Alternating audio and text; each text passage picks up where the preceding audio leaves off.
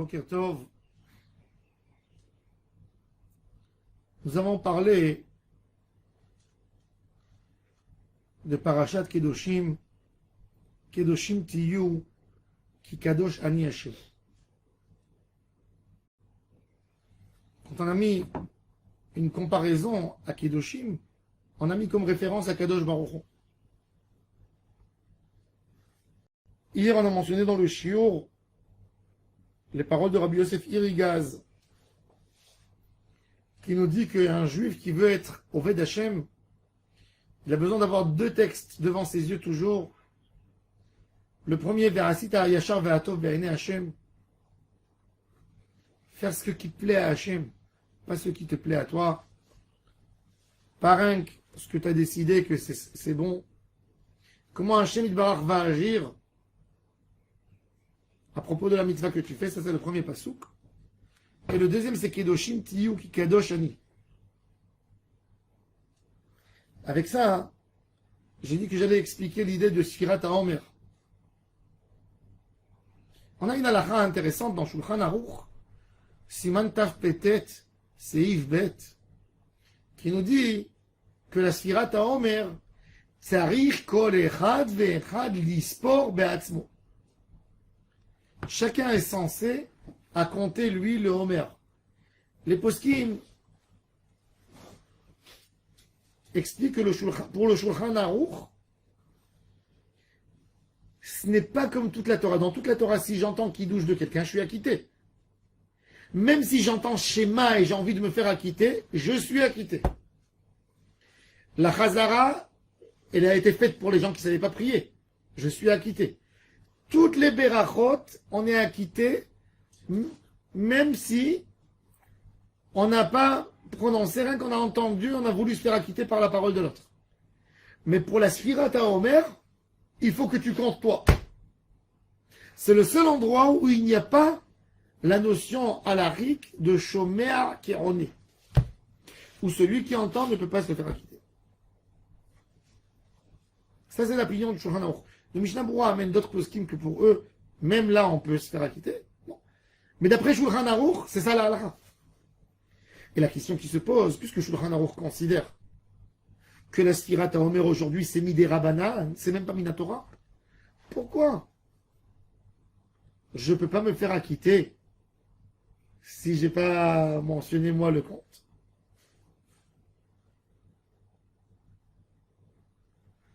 Alors il y a une notion très profonde qu'on apprend ici. Sfirat HaOmer, pour chaque homme, veut dire autre chose. Imaginons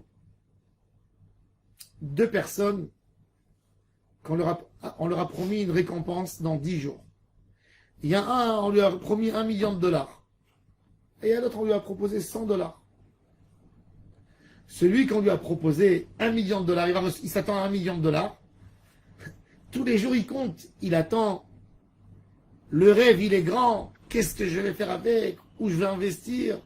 Qu'est-ce que je vais acheter? Comment je vais gâter ma famille? Mais l'autre, qui va recevoir $100, $100, c'est pas une somme pour pouvoir rêver. Chacun, il a une autre attente de la Torah Akdosha. Chacun, il pense à quelque chose d'autre pour Matan Torah. Matan Torah est différent pour chacun. Donc, tu ne peux pas quitter l'autre en comptant le Homer, toi. Ce que tu comptes, ce que veut dire pour toi la fête de Shavuot, elle ne veut pas dire la même chose pour l'autre. Donc, c'est la seule mitzvah où tu ne peux pas quitter. Parce que chacun pour lui, ça dépend. Est-ce que pour moi, la Torah, c'est $1 million, donc mon rêve, il est différent. Pour l'autre, c'est beaucoup plus bas. Comment moi, je peux la quitter en comptant le Homer pour lui? C'est pour ça que Shulchan Aruch nous dit que pour la mitzvah de Sfirat HaOmer, il y a un chidouche particulier. La Torah, elle a dit Usfartem lachem. Il faut savoir, chaque chose nous donne un rêve, une notion. Quand quelqu'un entend le mot être riche, qu'est-ce qu'il entend par là? Il y a un homme que quand tu lui parles de richesse, s'il aime bien manger par exemple, qu'est-ce qu'il entend dans le mot richesse? Je peux tous les jours manger dans un autre resto. Un homme qui aime les belles voitures, pour lui entendre richesse, c'est entendre Porsche, Mercedes, des belles voitures. Un homme qui aime les montres, pour lui, richesse, ça veut dire des montres différentes. Chacun, le mot richesse réveille en lui un autre rêve. Il y a un homme que le mot richesse, pour lui, je vais monter un Beth Midrash, je vais monter une yeshiva, je vais aider. Chacun, le mot Shavuot, même en Torah, réveille dans les gens quelque chose d'autre. Cette attente de cet homme de la Torah n'est pas l'attente de l'autre de la Torah. C'est pour ça que Usfartem lachem, Sfira l'école echad echad. Chacun y compte différemment. Et en réalité, ces jours-là, de Sfirat HaOmer, c'est Nafshi Yatsa Bedabro. C'est là que ces jours, quand on va compter le Homer, on va se poser la question tout de suite après le compte du Homer. J'ai compté tout simplement, j'ai dit Hayom Tisha Yamim la Homer. Ça me fait quoi? Quelle émotion ça me donne quand j'ai dit ça, Hayom Tisha Yamim la Homer? Qu'est-ce que ça fait dans ma neshama? Où je suis situé par rapport à Hachem?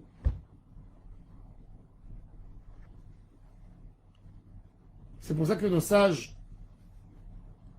les jours du Homer, c'était des jours extraordinaires. Le Ramban nous dit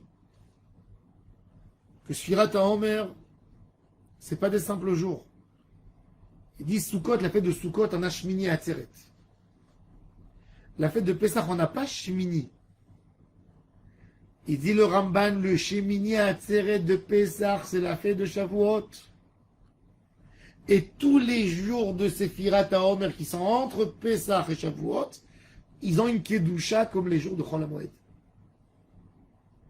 Ce n'est pas un Chol et ce n'est pas Moed. Ce sont des jours spéciaux. On doit se comporter comment? On a un comportement, il y a fait mode. Alors maintenant, vous allez me poser la question. Selon le Ramban, il faut se poser la question. Pourquoi Kadosh Baruch Hu a fait dans la fête de Sukkot qu'on a 7 jours entre le premier et Shmini Atzeret?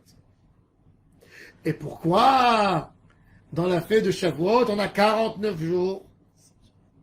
C'est-à-dire que pour la Torah, pour acquérir la Torah, il faut une grande préparation. On ne peut pas, pour que la Torah soit ancrée en nous, pour que la Torah réveille en nous quelque chose de spécial, que quand on entend un mot, on entend un chant, ça demande un travail. Ça demande un travail à tous les niveaux. Il faut savoir que les sphères Chesed, Gvura, Tiferet, Netzach, Hod, Yesod, Malchut sont des modèles de comportement, des modèles qui vont nous servir à faire la Avodat Hashem. Tant que je n'ai pas complété toutes les Bechinot, c'est le minimum des minimums de faire dans le Chesed du Chesed, la Gvura du Chesed, la Tiferet du Chesed, le Netzach du Chesed, le Hod du Chesed, le Yesod du Chesed, le Malchut du Chesed. C'est-à-dire, et je vais rien que donner un exemple pour comprendre qu'est-ce qu'on a besoin de faire dans toutes les choses. Alors, Chesed, c'est un travail à comprendre que la Torah, elle n'est pas qu'à nous. Le premier but, avant de comprendre que j'étudie la Torah, c'est que je sais qu'Akadosh Baruch Hu me donne un trésor pour éclairer aux autres, pour éclairer au monde. Ça, c'est Chesed. Je suis là pour éparpiller, pour étaler la grandeur d'Hachem dans le monde. Gvura, je suis là pour me donner à garder maintenant. Alors si c'est Gvura de Chesed, c'est à garder le Chesed qui ne s'habille pas, qui ne se dégrade pas non plus. Pas rien que l'étaler, parce que quand quelque chose s'étale, finalement il peut se perdre. Il faut en même temps le garder. Mais ça vient après la première Berhina, où il faut étaler, il faut garder. Ensuite on a Tif Eret de Chesed, c'est quand le Chesed devient un chemin de vie, une route qui est au milieu, entre les deux extrêmes. Ensuite, on a le Netzach de Chesed, s'occuper que ça reste quelque chose qui résiste tout le temps. Ensuite, c'est la beauté du Chesed, comment il se manifeste, comment les autres peuvent apercevoir le Chesed. Ensuite, c'est le Yesod, il prend des bases. Et après, la Malchut, c'est le Chesed qui est devenu comme un roi qui gouverne. Le Chesed gouverne la Neshama. Et ensuite, on fait ça dans la Gevura. Ensuite, on fait ça dans la Tiferet. Ensuite, on fait ça dans le Netzach, dans le Hod, dans le Yesod et dans la Malchut. Chaque étape de ces 49 étapes est indispensable pour acquérir la Torah Akdosha. Et c'est pour ça qu'on a besoin autant de préparation. C'est pour ça que le Chol HaMoed de Pesach, il est plus long que le Chol HaMoed de Sukkot. Le Chol HaMoed de Pesach, il se termine que pendant Matan Torah. On nous donne les lumières de la Torah. Le Rashash, il dit qu'on a toutes les lumières pendant le Leil HaSeder. On nous montre où on doit arriver. Comme si on nous montrait dans le film la partie la plus intéressante. Pour nous donner envie à voir. Pour nous donner envie à rentrer là-dedans. Et là, c'est un travail de tous les jours. Et chacun, d'après son travail, il s'attend à quelque chose d'autre que la Torah. Même parce que même dans les sphirotes, elles se partagent à énormément de sphirotes.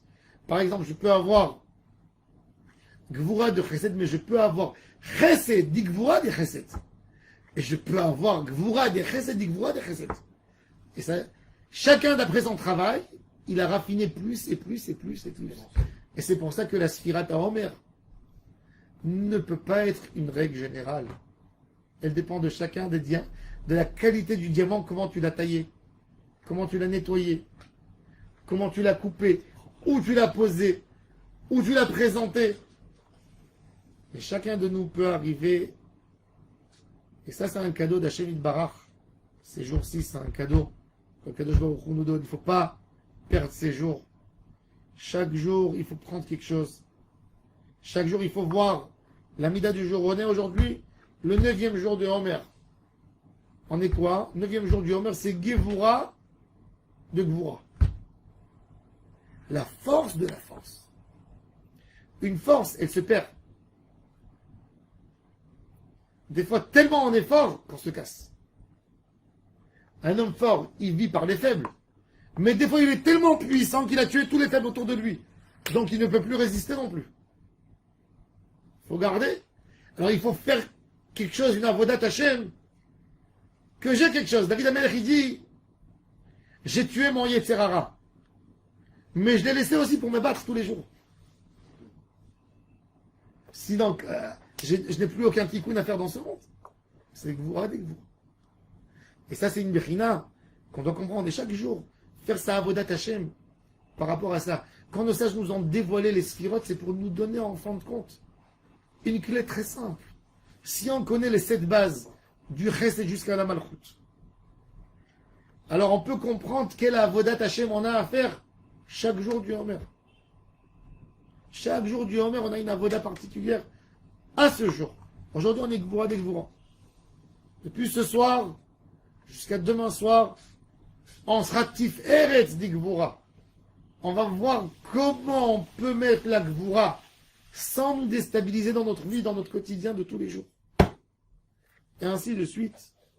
Hashem Yebezrenu, qu'on arrive la fête de Shavuot, chargé, rempli, préparé à recevoir cette couronne extraordinaire, la couronne de la Torah. Baruch Adonai La'olam. Amen. Alors quand on dit que